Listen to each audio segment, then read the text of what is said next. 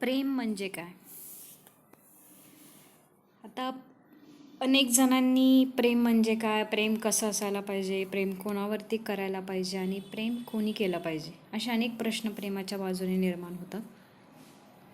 तर खऱ्या अर्थाने जर प्रेम समजून घ्यायचं असेल किंवा प्रेम म्हणजे काय हे अंडरस्टँड करायचं असेल, तर त्या लोकांनी फक्त राधा आणि कृष्ण यांचं जीवन पाहावं. ते जीवन कसे जगले. जसं प्रेमामध्ये अधिकार निर्माण होतो तसं प्रेमामध्ये समर्पणही निर्माण होतं. तर दोन शब्दामध्ये सांगायचं झालं तर प्रेम म्हणजे एकमेकांसाठी संपूर्ण क्षण किंवा संपूर्ण जीवन किंवा स्वतःचा श्वास कधीही देण्याची तयारी असणं, त्याला प्रेम असं म्हणतात. अनेक लोक प्रेमाचे दावे करतात की मी प्रेम करतो, मी प्रेमासाठी हे करतो. खरं तर आपण ज्यावेळी असं म्हणतो ना एखाद्यावरती की मी प्रेम करतो, त्यावेळी मी प्रेमासाठी हे करतो, मी प्रेमासाठी ते करतो, मी प्रेमासाठी आत्तापर्यंत एवढं केलं, असं तो कधीच बोलत नाही. प्रेमाचं जर पहिलं लक्षण जर आपल्याला समजून घ्यायचं असेल तर प्रेमामध्ये तो कधीच सांगत नाही की मी तुझ्यासाठी काहीतरी करतो आहे. तो फक्त करत राहतो, फक्त त्याची करण्याची आणि देण्याची नेहमी तयारी असते. हे खरं झालं प्रेमाचं पहिलं लक्षण. प्रेमाचं दुसरं लक्षण म्हणजे तो संपूर्णपणे समोरच्या व्यक्तीला किंवा ज्या देवावरती तो प्रेम करतो त्याला तो पूर्णपणे समर्पित असतो.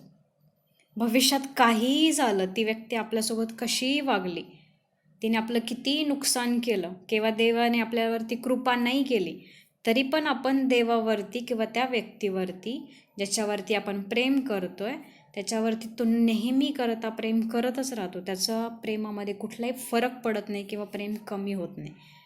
आपण एका बाजूने म्हणतो की प्रेम हे अनकंडिशनल असतं, कुठल्याही कंडिशन त्याच्यामध्ये नसतात असं म्हणतो आपण, अनकंडिशनल असतं.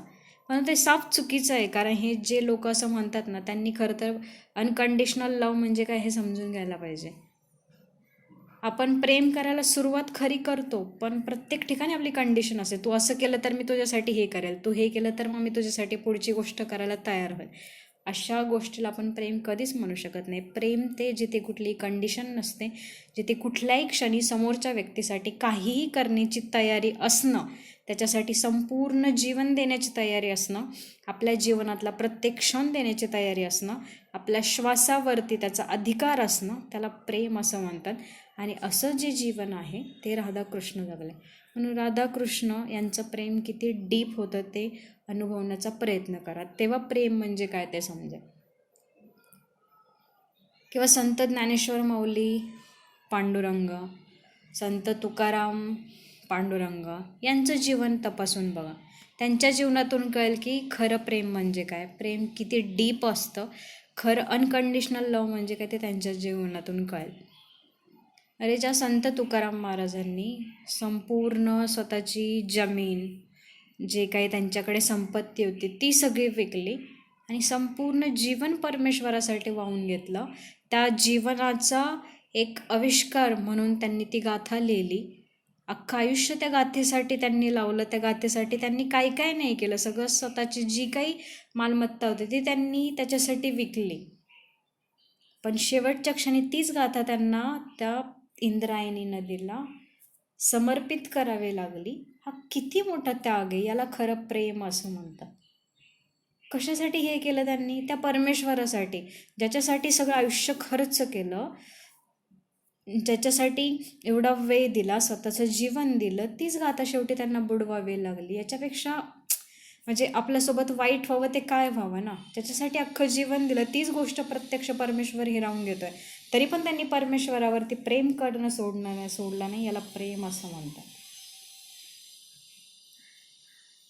अशी कितीतरी उदाहरणं आहे. संत ज्ञानेश्वर माऊलींचं उदाहरण बघा, किती मोठा त्रास त्यांना सहन करावा लागला, किती त्यांच्या आयुष्यामध्ये वेगवेगळे प्रसंग आले, त्यांना बहिष्कृत केलं गेलं, पूर्ण गावाच्या बाहेर राहायला लावलं, त्यांना आपण शुद्ध आहोत स्वतःच्या शुद्धतेचा त्यांना समाजाकडून पुरावा मागावा लागला.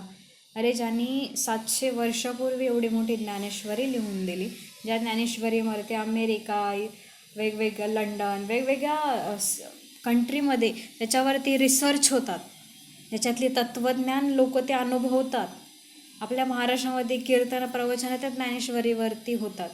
त्या ज्ञानेश्वरांना स्वतः शुद्ध असल्याचा पुरावा मागावा लागला किंवा ब्राह्मण असल्याचा पुरावा मागावा लागला. याच्याशी वाईट गोष्ट कोणती? पण तरी पण त्यांनी या समाजावरती आणि परमेश्वरावरती प्रेम करणं सोडलं नाही. याला प्रेम असं म्हणतात. राधाकृष्णाचं उदाहरण घ्या. राधा पूर्णपणे श्रीकृष्णाला समर्पित होते. काय होतं असं राधाकडे? कृष्णासाठी तिने सगळं जीवन, तिचं जीवनाचं जर चरित्र तुम्ही नीट वाचलं तर प्रत्येक गोष्टीचा तिला त्याग करावा लागला. पण तरी पण त्याने श्रीकृष्णावरती प्रेम करणं सोडलं नाही. खरं तर त्याग आणि प्रेम या दोन खूप कनेक्टेड गोष्टी आहेत. जेव्हा त्याग सुरू होतो ना तेव्हा खऱ्या अर्थाने प्रेम पण सुरू होतं, आणि जेव्हा प्रेम सुरू होतं तेव्हा आपोआपच त्याग व्हायला सुरुवात होते. ही खूप मोठी चैन आहे. ही जर लक्षात आली ना तर त्याचं जीवन सक्सेसफुल झालं असं म्हणावं लागेल. म्हणून जर तुम्हाला प्रेम म्हणजे काय ते समजून घ्यायचं असेल तर राधाकृष्ण आणि आपल्या संतांची चरित्र वाचली पाहिजे. त्याच्यातून आजकालचं प्रेम जे आहे ते खूप विचित्र आहे. एका क्षणात प्रेम होतं आणि एका क्षणात प्रेम संपतं. हे कसलं आलं प्रेम? जो प्रेमासाठी संपूर्ण जीवन देतो, स्वतःचे कितीतरी क्षण देतो, कितीतरी क्षण नाही स्वतःचं जीवन समर्पित करतो त्या व्यक्तीसाठी. कुठली दुःख, कुठली त्रासदायक घटना त्या व्यक्तीसाठी सहन करण्याची तयारी असते, आणि संपूर्ण जीवनच काय स्वतः प्राण देण्याचीही त्या व्यक्तीसाठी तयारी असते. त्याला प्रेम असं म्हणतात. आणि जेव्हा हे प्रेम समजेल तेव्हा खऱ्या अर्थाने आपलं जीवन बदलायला सुरुवात होईल आणि आपल्या जीवनाचं परिवर्तन होईल.